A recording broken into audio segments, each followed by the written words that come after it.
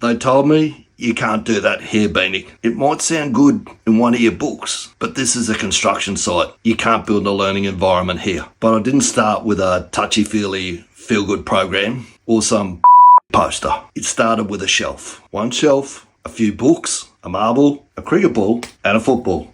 That's how you build a learning environment. Not with noise, but with signals. Signals that say, we improve here and we think here. We actually give a about getting better together. Human beings don't just need motivation. They need a purpose, autonomy, and a shot at mastery. When you build that into your environment, your team will grow and they will improve. And what happens next is they start to own the change with you. You want to build your culture? Start with a shelf. Everyone in construction says that they want better projects, better teams, better outcomes, better performance. Most jobs do not run like that. You got different companies, different agendas, everyone's protecting their own patch. Same project, but they're all pulling in different directions. What if the goal wasn't, what has AI done to me here? What if it wasn't the goal? Everyone trying to protect their own patch. Imagine an industry where the objective was just to finish the job. It wasn't just to finish the job, it was to build better people while delivering it. Like the All Blacks. Better people make better projects. I should have read this better before I started. Where it didn't matter what logo was on your shirt, everyone was driving towards the same outcomes. The clients, the contractors, the trades.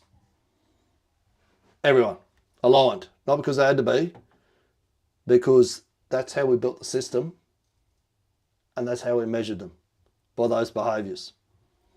Going to hand you over to Boo. He's going to tell you what's going wrong.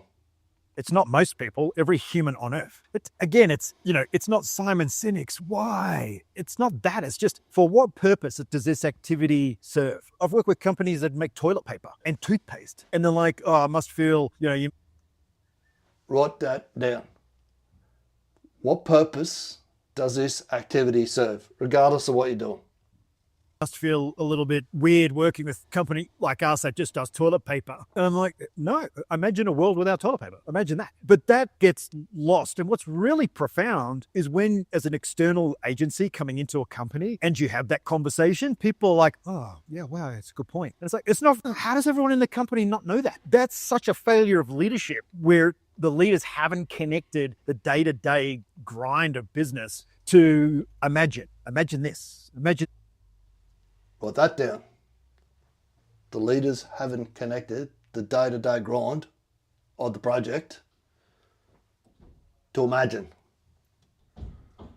None of that. Imagine more of this. And when you engage the imagination and the vision, then all of a sudden, yeah, I'm going to make another 10 sales calls today and sell some more toilet paper. It's going to say call something else, but toilet paper for sure. It's not most people, every human on earth. Imagine we had a project, everyone turned up in the morning, they knew how to see waste and flow. They understood what non-value added activity looked like and did their level best to eliminate it. They were focused on the 10% value added activity where they could earn the value. Every time they hit an issue, they stopped and they improved it with the ORCA process. Then they created a lessons learned for photos and videos and spread the change laterally across the entire construction industry. Imagine what that would be like.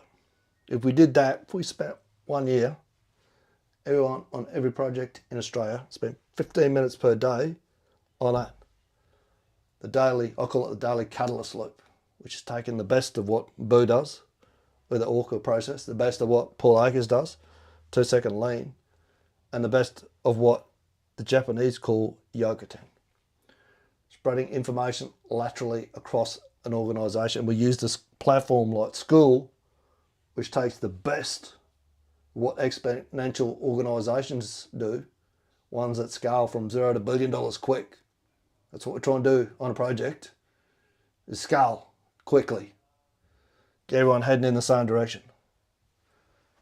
Imagine what a different sort of an industry, or imagine how different your project would be. Just doing this. 15 minutes a day. Don't just imagine, we're doing it.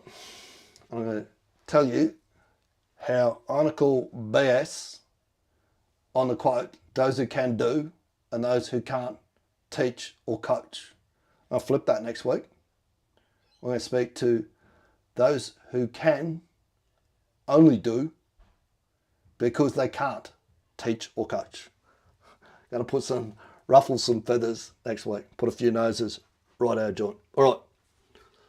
Let's give the ORCA process to business. Ready to go. Ready to start.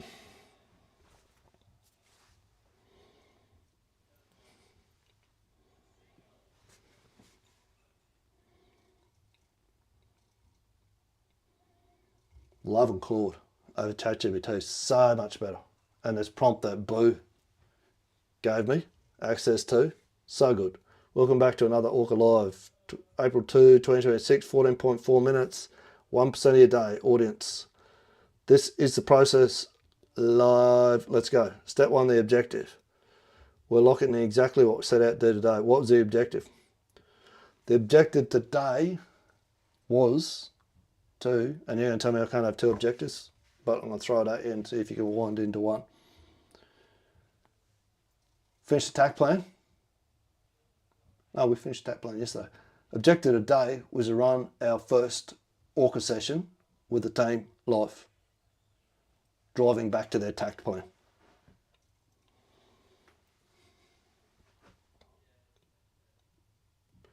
Okay,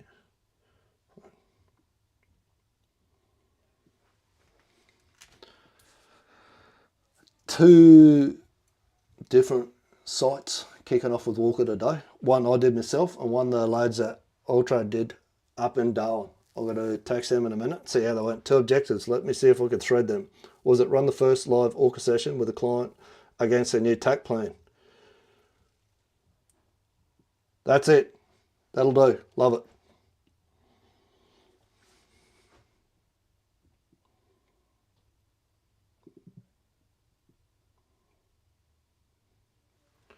Fat fingers. Don't need the second bit. Good objective. Run the first live ORCA session with a client against TAC plan. Step 2 is the results. What actually happened today? Been done. Yes, we ran the session at 2:15 till 2:30.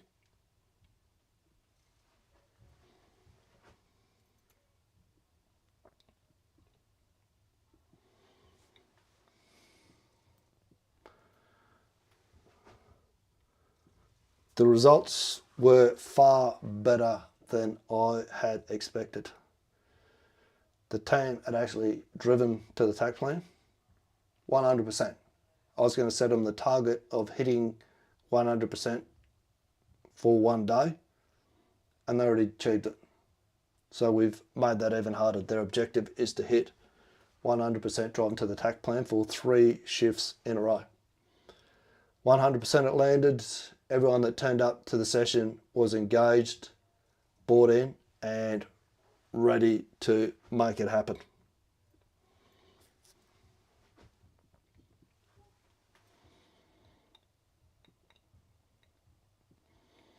Full buy-in and the target already installed raised to 3 shifts at a right 100%. Is a gap anywhere? Or are we debriefing a win today?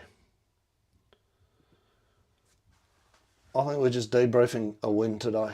It exceeded all expectations for me, and there's been a massive shift with these guys in the short amount of time that we've worked together, which is under 2 weeks.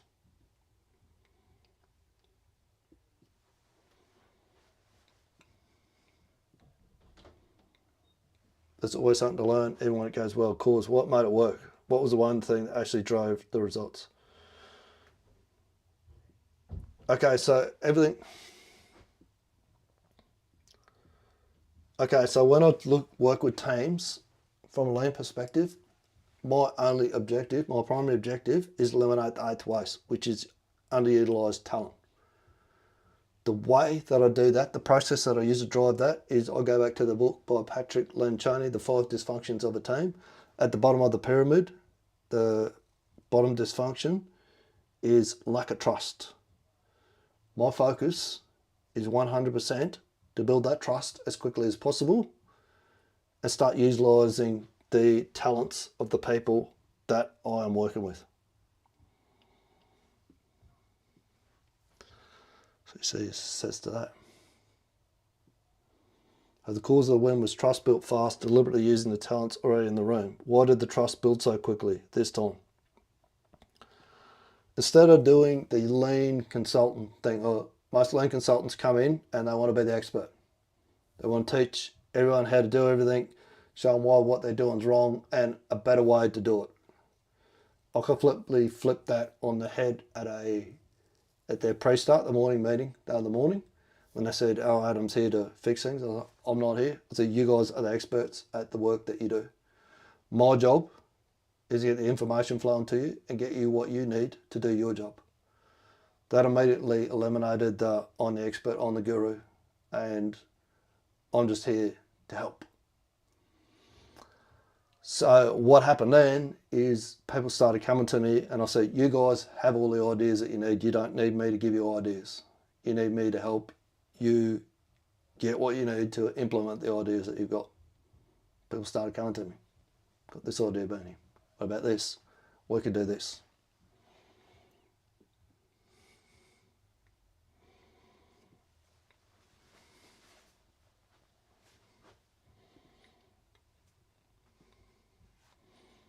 There's your root cause of the win. Flip the consultant dynamic early. Positioned as a resource, non-expert. They unlock the team's own ideas and built trust fast. That sits in leadership and culture. One action. How do you lock this in so it's repeatable on the next engagement, not just this one? Unlock it in as an accusation audit. So when I get introduced, it's not, "I'm Benny and I know all these things and I've worked in construction since Jesus played halfback for Jerusalem." I use Chris Voss's accusation audit. You're probably thinking, "What's this bloke here for? What's he going to tell us what to do? Why? I bet he thinks he's an expert on everything. I bet he's going to criticise everything that we do." Speak to the conversation that's going on in their head and go, "This is what I'm really here for, is help you guys improve."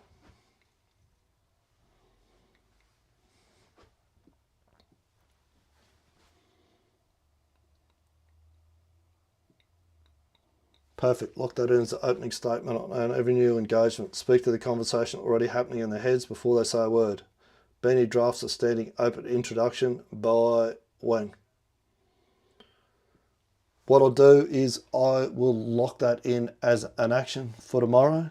Me and my EA, executive assistant, my Claude executive assistant, will craft that in as part of the process, new client process.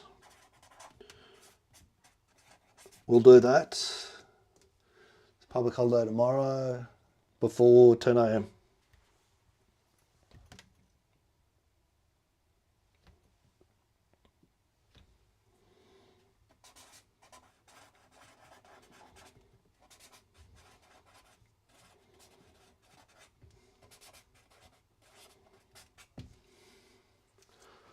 Drafts a standard client intro script by Claude 10 a.m. tomorrow. That's the action. 4 days, 4 debriefs, TAC plan built, ORCA embedded, and today a genuine win. Team that shifted in under 2 weeks because trust was built first, not expertise pushed first. That's the work. Enjoy the public holiday. See you Monday. No, you won't. You'll see me tomorrow. We'll give it the business again. Take it, use it, build trust with your teams. For God's sake, use the talent that's right in front of you. Speak soon. You don't want to start 2026 like this. I'm starting a new pilot program called 2026 Pre-Season Training. It's for leaders who want to get their team match fit before the whistle blows and the 2026 season kicks off. So if you're running a good company or a team and you want to hit 2026 in a sprint, this is your window right now to set it up. We'll custom build your 12-month plan and drop it into a Trello board so that you actually track it and use it. We'll resource it properly so the work actually gets done and set you up a school community so that you're ready to get rhythm from day one. We'll be setting it all up using Goldrat's project rules of flow to mitigate the 12 causes of project failure, because that's exactly what this is and how you need to treat it as a project. And you'll also be learning to leverage AI where it counts to get the most impact. This isn't some paint by numbers cookie cutter course. It's pre-season training custom built for your business. There's only 10 spots and we'll have it wrapped up so that you're ready to run before we hit Christmas. DM me the words 2026 pre-season training and I'll send you all the details, because you really don't want to start 2026 like this.